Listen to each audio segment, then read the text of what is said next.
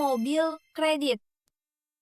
Hah, 3 out of 10. Karena pertama mobil itu aset yang terdepresiasi kan. Belum lagi selain harganya turun, kita itu harus bayar bunga dan biasa bunga kendaraan bermotor ini tuh nggak murah juga. So ya, Investasi emas. 7 out of 10. Karena pertama emas ini tuh kan dia tahan inflasi ya dan nilainya secara historis itu naik terus meskipun mungkin beberapa tahun dia bisa turun ya. Tapi secara jangka panjang itu naik terus. Tapi balik lagi saya lebih suka aset yang produktif seperti saham contohnya. Karena itu saya kasih 7 out of 10. Investasi saham. 10 out of 10. Karena balik lagi kita investasi saham kalau kita memang bisa investasi dengan baik itu kan kita investasi di perusahaan-perusahaan bagus yang berkualitas di mana ada produk di belakangnya dan perusahaan itu juga memperkerjakan orang-orang di sekitarnya. Sangat produktif, the 10 out of 10. Trading forex. 3 out of 10. Karena balik lagi saya kurang suka trading ya. Dan forex ini tuh adalah sesuatu yang cukup susah diprediksi karena banyak faktor yang terlibat seperti geopolitik dan lain-lain. Jadi transaksi forex yang saya lakukan itu cuman kalau misal saya mau liburan ke luar negeri. Misalnya kalau kita mau ke Belanda atau Prancis itu kan ya harus tukar duit kan dari rupiah ke euro kan. Nah, cuman itu aja. Tapi kalau trading forex itu menurut saya bukan keputusan financial yang baik. KPR rumah bareng pacar.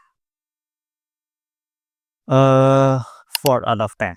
Karena yang pertama, saya itu nggak terlalu suka KPR rumah ya. Kalau misalnya belum bisa beli rumah cash, ya udah menurut saya lebih bagus sewa dulu. Kecuali memang dari orang tua, dari diri sendiri itu belum punya rumah sama sekali. Jadi di keluarganya belum ada yang punya rumah. Nah itu mungkin bisa KPR. Nah balik lagi ini juga sama pacar, yang tentunya kita nggak tahu masa depan seperti apa ya. Tapi kan kalau pacaran kan belum ada ikatan hukum ya. So ya, 4 out of 10.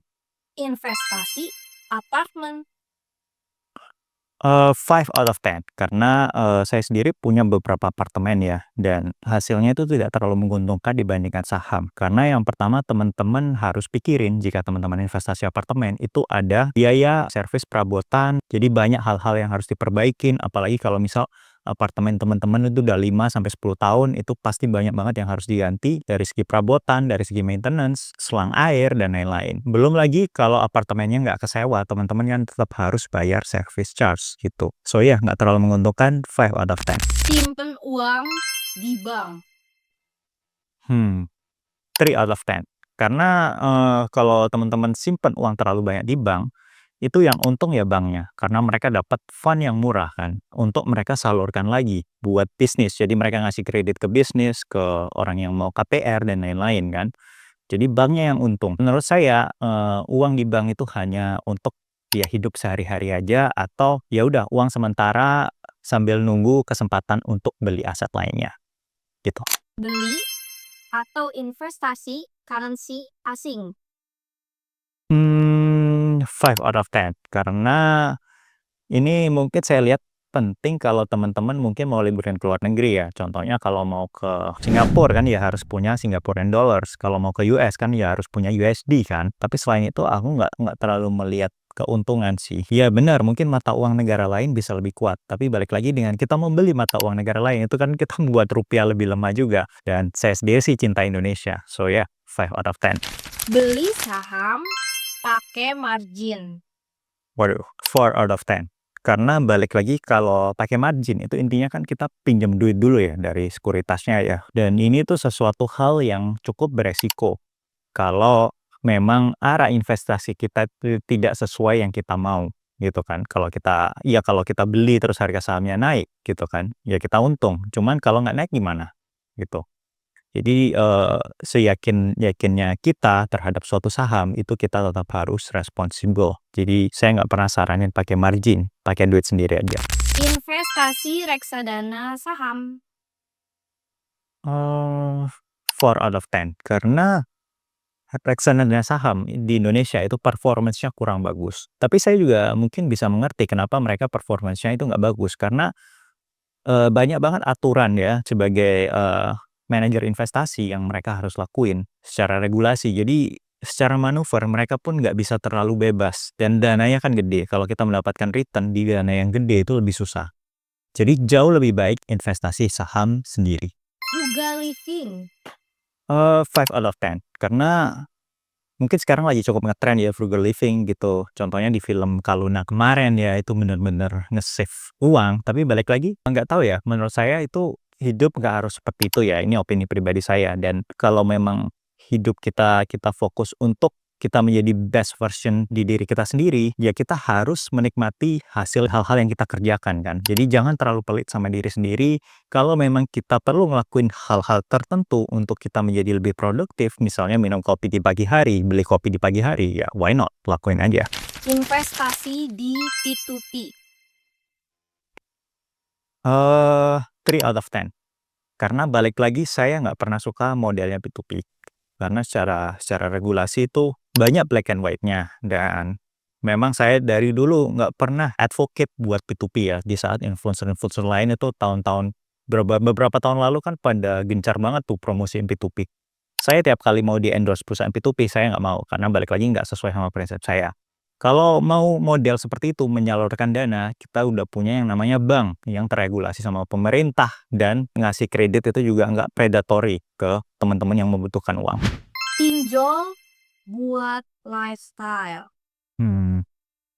Wah, ini 2 out of 10 sih. Karena balik lagi, pinjol itu nggak pernah saya saranin untuk keperluan apapun ya. Mau kita ngutang buat bisnis atau buat hal-hal yang produktif, itu tetap saya nggak pernah saranin. Apalagi kalau buat lifestyle gitu kan. Jadi 2 out of 10. Investasi saham gorengan. 4 out of 10. Karena balik lagi, ya memang dengan teman-teman invest saham gorengan itu terkadang teman-teman akan bisa mendapatkan gain yang luar biasa dalam waktu yang cukup singkat. Tapi balik lagi, kalau kita tarik time frame kita secara long term, berapa sih orang yang kaya dari saham gorengan? Gitu kan? Enggak, hampir nggak ada. Karena ya balik lagi, dengan kita invest saham gorengan itu ibaratnya seperti kita ke kasino kan. Kita bisa return-nya gede banget dengan ke kasino. Mungkin 1 minggu, 1 bulan ke kasino, kita bisa dapat return ribuan persen. Tapi kalau kita tarik time frame-nya, seperti misalnya 10 tahun, itu apakah kita bakal untung? Mungkin kebanyakan orang malah nggak untung sama sekali. Karena balik lagi, return kita itu bukan dari kita tahu soal saham, tapi lebih ke dari kita mengambil resiko yang terlalu banyak. Dan ini tuh bisa celaka juga ke depannya. Beli mobil bekas. Cash. 8 out of 10. Karena menurut saya, mobil bekas itu kan nilainya udah terdepresiasi lumayan ya biasanya. Dan kalau kita beli cash, itu kan beda dengan kita beli kredit di mana kita ada bunga yang harus dibayarin gitu kan.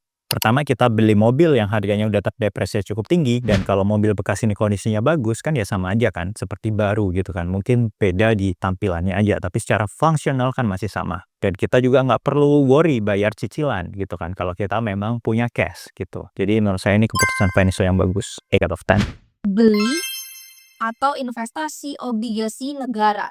7 out of 10. Karena bagi orang yang tidak terlalu mengerti saham, ini adalah alternatif yang bagus juga. Karena surat utang itu sifatnya kan fix ya. Jadi yang menerbitkan surat utang itu harus membayar bunga fix. Dan ini memang udah dijamin sama hukum.